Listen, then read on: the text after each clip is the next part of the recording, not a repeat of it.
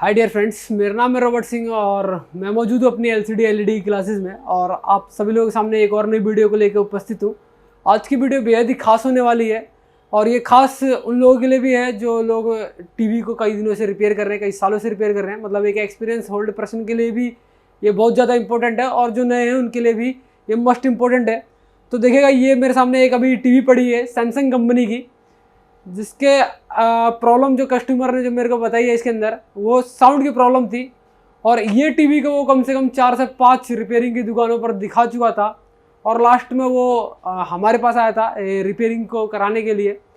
और इसका साउंड का इशू था और क्या फॉल्ट इसमें है था, मैं अभी आप लोगों के सामने डिस्कस करूंगा। फिलहाल मैं इसके ऊपर वीडियो बना चुका हूं और सोचा कि ये जानकारी आप लोगों के साथ भी साझा की जाए कि ये प्रॉब्लम को कैसे सॉर्ट आउट किया जाता है। तो ये सैमसंग की एलईडी टीवी है और ये इसका सामने आप देख पा रहे होंगे, ये इसका मदरबोर्ड है, ये मेरे हाथ में। प्रॉब्लम इसमें साउंड की आ रही थी कि साउंड बिल्कुल भी कस्टमर को नहीं आ रहा था। और ये एक स्मार्ट एलईडी टीवी है और यहाँ पर ये जो साउंड आईसी है, ये इसकी साउंड आईसी भी बदली गई थी और साथ ही साथ इसमें मॉड्यूल भी लगा के देखे गए थे। लेकिन जो टेक्नीशियन जो इस पर पहले से काम को किए वो इस फॉल्ट को सॉल्यूशन नहीं कर पाए। वो कारण क्या था वो आगे डिस्कस करूँगा। फिलहाल इसकी आईसी भी उन्होंने चेंज करके देखी और मॉड्यूल भी लगा के देखा और प्रॉब्लम एकदम सेम रही। हालांकि देखिएगा, टीवी का जो साउंड का जो प्रॉब्लम होता है उसको बाईपासिंग मेथड मतलब जुगाड़ के थ्रू भी उसको चलाया जा सकता था। जैसे कि लोग एवी पोर्ट से साउंड का सिग्नल ले लेते हैं ताकि मॉड्यूल यूज़ करके उसको चला सके। साथ ही साथ वो ऑडियो जैक पे से भी वो सिग्नल को ले लेते हैं। लेकिन इस टीवी के अंदर खास चीज़ यही थी कि ना इसके अंदर ऑडियो जैक है और ना ही इसके अंदर एवी पोर्ट्स हैं, जिसके कारण ये एक टेक्नीशियन के लिए बड़ी प्रॉब्लम थी कि आईसी भी चेंज करके देख ली, मॉड्यूल भी मार के देख लिया, फिर भी स्पीकर नहीं चल रहा। और इसमें कोई ऐसा पोर्ट भी नहीं है जैसे हेडफोन पोर्ट या एवी पोर्ट जिसके द्वारा वो बाईपास मेथड को यूज़ करता। तो ये एक बहुत बड़ी प्रॉब्लम थी उसके लिए, जिसके बाद ये कई जगह से रिपीट हो गया हमारे पास आया। हमने भी इस पर अच्छा खासा समय दिया, 4 से 5 घंटे इसको लगे देखने में और फाइनली इसको रिपेयर कर लिया। क्या प्रॉब्लम थी वो आप लोगों के साथ साझा करूंगा। तो देखिएगा, ये कैमरे के नीचे लेके चलता हूँ और आप लोगों को दिखाता हूँ क्या प्रॉब्लम थी इसके अंदर। सो देखिएगा गाइज, यहाँ पर आपको स्क्रीन पर दिख रहा होगा ये 4 कोयल और ये आईसी और यहाँ पर ही ये स्पीकर का कनेक्टर है। तो यही है वो आईसी जो कि साउंड की आईसी है।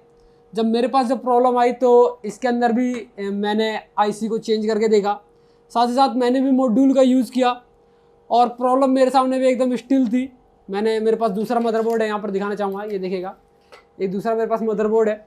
इसके अंदर भी ये देखिए यहाँ पर ये आईसी लगा रखी है। ये आईसी देखिए पेस्ट वेस्ट भी लगा रखा है। मतलब मैंने इस आईसी को निकाल कर इस बोर्ड पर लगा कर देखा, फिर भी ये बोर्ड मेरा काम नहीं किया और प्रॉब्लम सेम थी मेरे सामने भी। मॉड्यूल भी यूज़ किया, वो भी फेल मार गया। फिर इस पर जो मैंने जो ट्रेसिंग की, मैंने इसके वो इम्पोर्टेंट सिग्नल्स देखे, वो सिग्नल जो कि एमसीयू के साथ कनेक्टेड होते हैं, उन इंपॉर्टेंट सिग्नल्स को जब मैंने ट्रेस करना चालू किया तो मैं आपको अभी सिमेट्रिक डायग्राम पर इसका डाटा शीट दिखा दूंगा।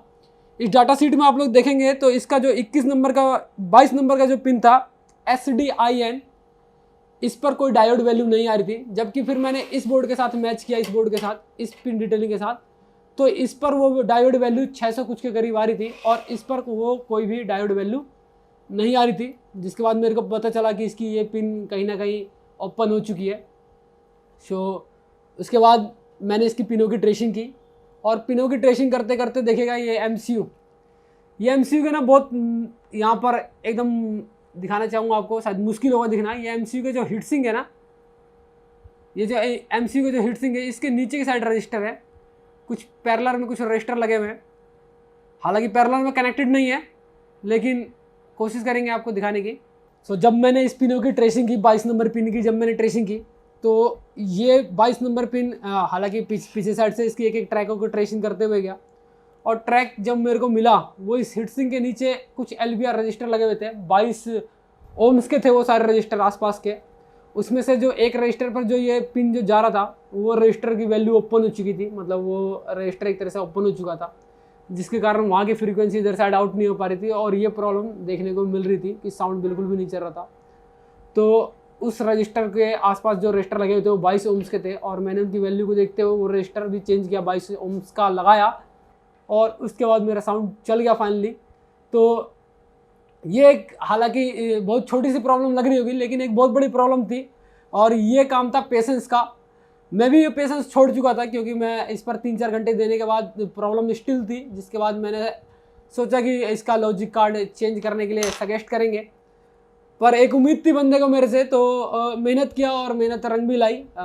हालांकि बहुत मेजर सा फॉल्ट दिख रहा, पर इसमें बहुत लंबा समय लगा, इस चीज़ों को चेक करने के लिए बहुत पेशेंस लगा। तो इस वीडियो को इसलिए बनाना चाहता था, मैं आपको ये बताना चाहता था कि रिपेयरिंग करते समय अगर पेशेंस रखा जाए तो रिपेयरिंग की पॉसिबिलिटी बढ़ जाती है। और पेशेंस करके मतलब और सही चीज़ों की जानकारी भी बहुत ज़रूरी है होना, और यही चीज़ मैंने यहाँ पर अप्लाई की और मेरे को रिजल्ट देखने को मिला। और हालांकि ये बोर्ड चल चुका है, आप लोगों को एक बार टीवी चलाकर आपको साउंड सुनवा देता हूँ।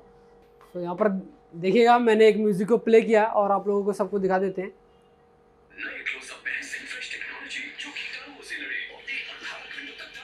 तो यहाँ पर देख सकते हैं गाइस, अभी आप लोगों के सामने ये टीवी चल रही है और इसका साउंड भी आप सुन सकते हैं। इस साउंड में कोई भी किसी प्रकार की कोई ग्लिचिंग नहीं है, और जो इसका ओरिजिनल साउंड होना चाहिए वही साउंड है। और यही वो मदरबोर्ड है जो हमने रिपेयर किया और हमें रिजल्ट देखने को मिला। तो इसको देखिएगा, ये रहा, यही वो टीवी है, देखिएगा यहाँ पर, यही वो इसका मदरबोर्ड है जो हमने रिपेयर किया था। आप लोगों को दिख रहा होगा सामने, और रिजल्ट आप लोगों के सामने है। फिलहाल इसको बंद करते हैं और देखिएगा, टोटली इस वीडियो में यही था, पेशेंस और चीज़ों की सही जानकारी। अगर ये दोनों चीज़ें हमारे पास होती है और थोड़ा बहुत मेहनत हम करते हैं तो रिज़ल्ट ज़रूर देखने को मिलेगा। और यहाँ पर भी रिज़ल्ट देखने को मिलेगा, और यहाँ पर भी सेम रिज़ल्ट देखने को मिला। हालांकि ये वीडियो बनाने का बस यही मकसद था ताकि आप लोगों तक ये बात पहुँचे। अगर इसी प्रकार आप सभी वीडियो को चाहते हैं कि नई नई वीडियो चाहते हैं तो चैनल को सब्सक्राइब कीजिए, लाइक कीजिए और कमेंट कीजिए। और अगर आप अपने एलईडी ट्रेनिंग को लेने के लिए इच्छुक है, ऑनलाइन या ऑफलाइन, तो हम अपने एलईडी टीवी ट्रेनिंग को ऑनलाइन और ऑफलाइन दोनों ही माध्यम से कराते हैं। साथ ही साथ इस मल्टीटेक में आपको अनेकों प्रकार के कोर्सेज कराए जाते हैं, जैसे LED TV, printer, CCTV, laptop, desktop, AC, fridge, washing machine, e rickshaw, e vehicles, ऐसे अनेकों प्रकार की पीसीबी की कोर्स हमारी तरफ से कराई जाती है। अगर आप इच्छुक हैं तो नीचे दिए गए नंबर पर कॉल करके अधिक जानकारी को ले सकते हैं। फिलहाल अभी के लिए चाहेंगे इजाज़त और मिलते हैं आप लोगों से नेक्स्ट वीडियो में।